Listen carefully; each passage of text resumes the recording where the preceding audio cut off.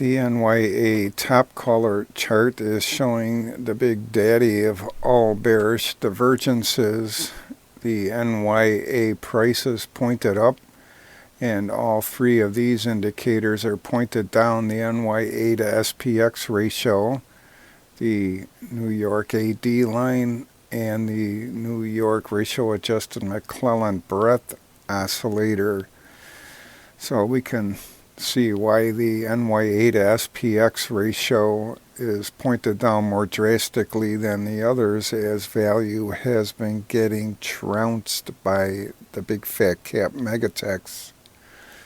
And it was the same situation back in September of 2018 when the bearish divergence happened here. You can see that the NYA to SPX ratio was a lot cleaner than the one in the current area. So this is September 2018, and it was the same situation. The tech giants were having a wonderful run up, and everything else was left in the dust, and that's how this bearish divergence came about, just like the current era, and it really saved us. You can read here, that was Tom Asprey that came up with this back then, and at the bottom was Christmas Eve of 2018, and that was a great buying opportunity.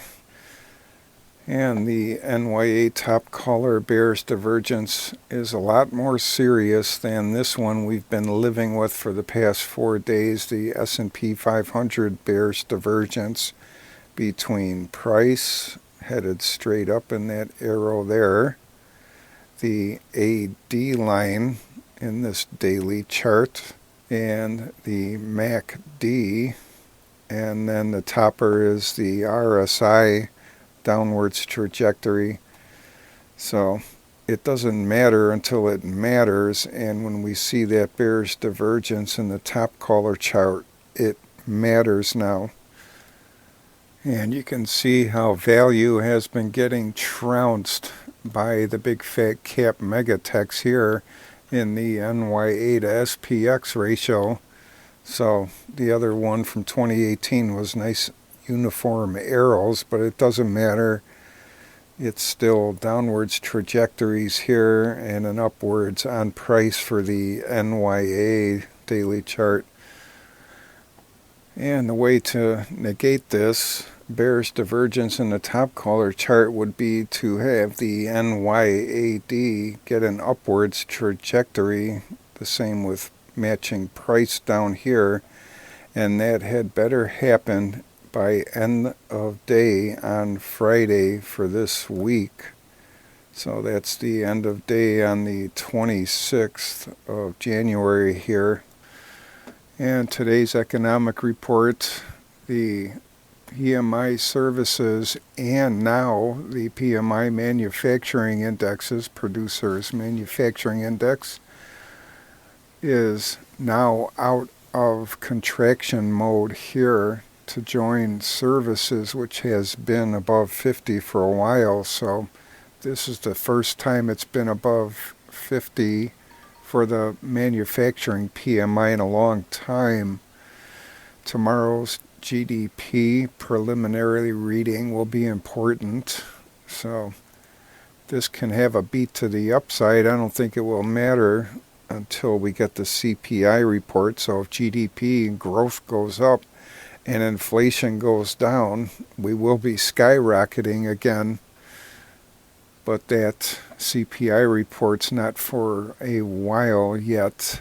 So the rest of these are quite important too. Trade balance, durable goods, retail inventories, etc., but not as important as the PCE, core year-over-year personal consumption expenditure index.